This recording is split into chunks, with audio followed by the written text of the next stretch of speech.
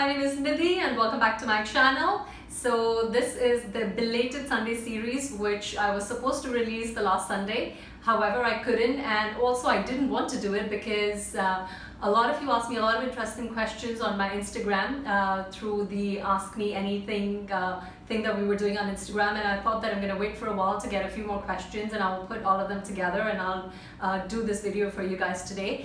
I'm going to try my level best to answer all your questions. However, if I'm not able to answer all of them in this video, be rest assured I'm going to be answering them in the next upcoming video, so stay tuned for that. So let's get started.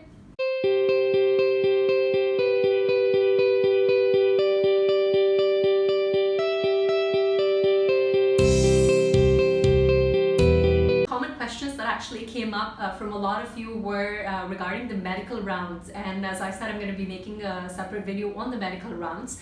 But just to let you know, with any airline, especially if you're doing an interview for an international airline, then you definitely will be required to do your medical in your home country and in the country that you're supposed to be relocated.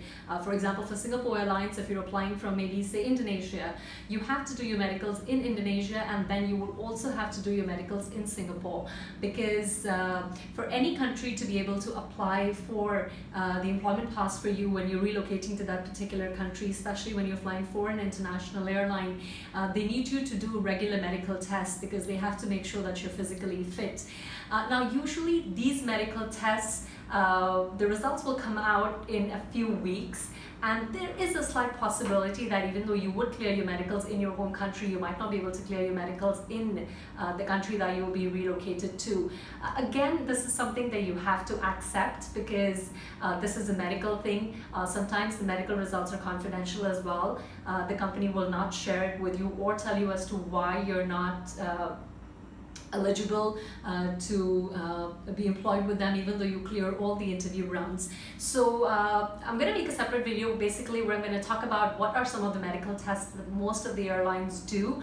But even for local airlines, there are a series of medical tests that you need to go for, and skin check definitely is part of the medical round as well. Not necessarily by the medical professionals, but it's usually done before you go for your medical rounds. The other question was to do with medication for acne. Now, I always tell everyone that prevention is better than cure. So keep yourself fit, keep yourself healthy, take good food, take good diet, keep your skin healthy, do the things that you're supposed to do. However, are you supposed to be on medication for acne?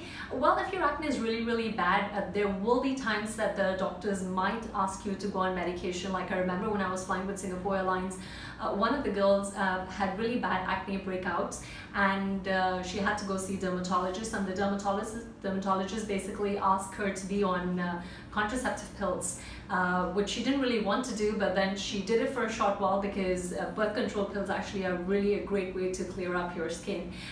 This is something that I'm just telling you from the experience that I've witnessed with people around me, but again, something that I don't really advocate. But yes, a lot of times birth control pills or contraceptive pills are actually a great way to get rid of your acne. A lot of time dermatologists do actually suggest people to go on those pills as well. But nonetheless, yes, you can be on medication. However, is it a good idea? I don't think so. Be preventative rather than finding cure for making sure that your skin is healthy, because in long run you'll be applying a lot of makeup on your skin, especially when you're becoming a cabin crew. So you don't want to go ahead and rely on medication so much. This is an interesting question which I wanted to address here. If you're already applying for a particular airline, would you be asked why do you want to quit this particular airline when you're giving interview for another airline, for example? This is very, very obvious. I mean, if you're flying for one airline and you're joining another airline, the airline or the recruiters would definitely want to ask you as to why you want to quit this airline and join our airline.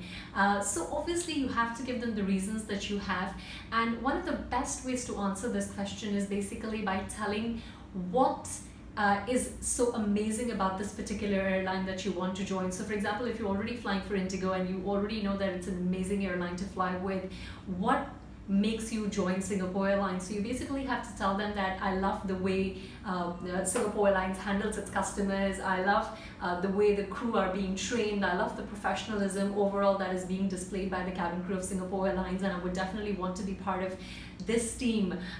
Although having said that, I duly give all the appreciation for whatever I've learned with Indigo through my experience with Indigo, and that is what has given me this opportunity to be here in the first place. Because if I wasn't flying for Indigo, it wouldn't have given me so much of confidence to actually appear for the interview for Singapore Airlines. It's an interesting topic which I always wanted to bring up, and I'm going to make a video on this as well. But just to give you a gist of it, if you're married, can you apply for a cabin crew job? Well, there's certain airlines that require you to be single. There are certain airlines that are okay even if you're married to apply, as long as you're able to relocate. So it really depends on the airline that you're applying for, basically, whether they're okay with you being married or you being single.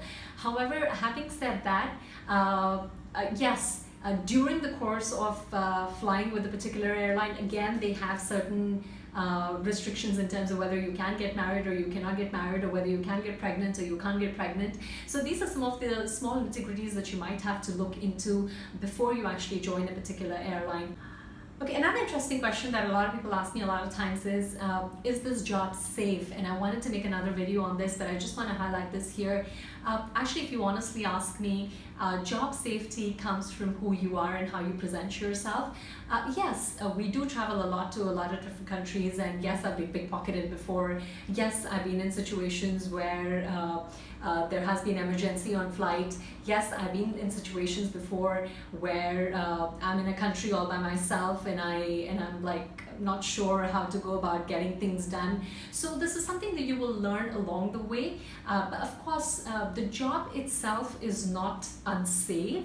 It's how you take care of yourself. And I'm going to make a video on that very soon, so you could get a little more gist on what this job is all about and how safe it is actually. Okay, the last question that I'm going to take up today is about the fees.